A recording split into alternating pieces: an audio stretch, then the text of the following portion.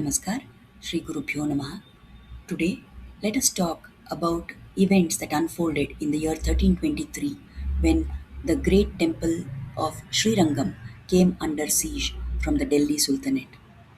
On this day, 703 years ago, people in Sri Rangam were busy celebrating the eighth day of the Panguni festival, unaware of the danger which was coming upon them.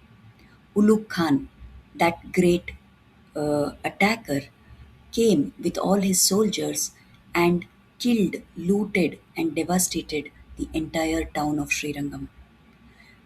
The poor devotees were unaware of this, they were unprepared, and yet so many of them fought bravely and gave up their lives to protect their Lord, to protect their temple. One notable example is that of the Devadasi in the temple called Vellayammal, and she lured this Ulugh Khan to the Gopuram and threw him down from there, killing him and then later killing herself also. In her honor, there is a Gopuram there which is still today called the Vellai Gopuram. This act of the Devadasi bought time for the other devotees to think about what to do. Two elderly, aged acharyas, Pillai Lokacharya and Swami Vedanta Deshikan, took two different sets of actions. Swami Pillai Lokacharya travelled with the deity Nam Perumal in the southward direction. Swami Vedanta Deshikan moved northwards with the sacred granthas, the sacred texts which held all the secrets of the philosophy of the Vishishtadvaita Sampradaya.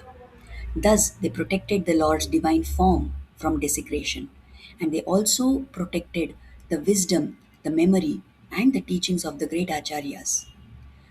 During this time, the Lord's deity form, the Utsava Murti, traveled right from Srirangam to the deep areas of South Tamil Nadu, then to the forests of Kerala, then to uh, through the forests of Karnataka, through the various areas, finally landing up in Andhra Pradesh.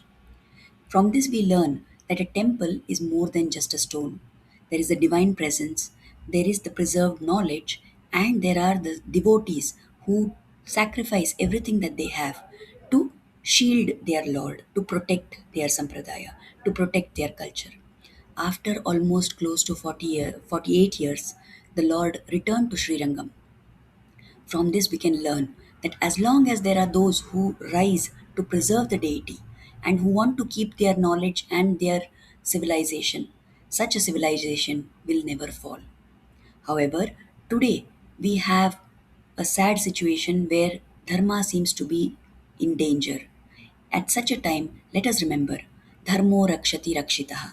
Let us abide by whatever is taught to us in our dharma and let us try to pass on those values to our next generation.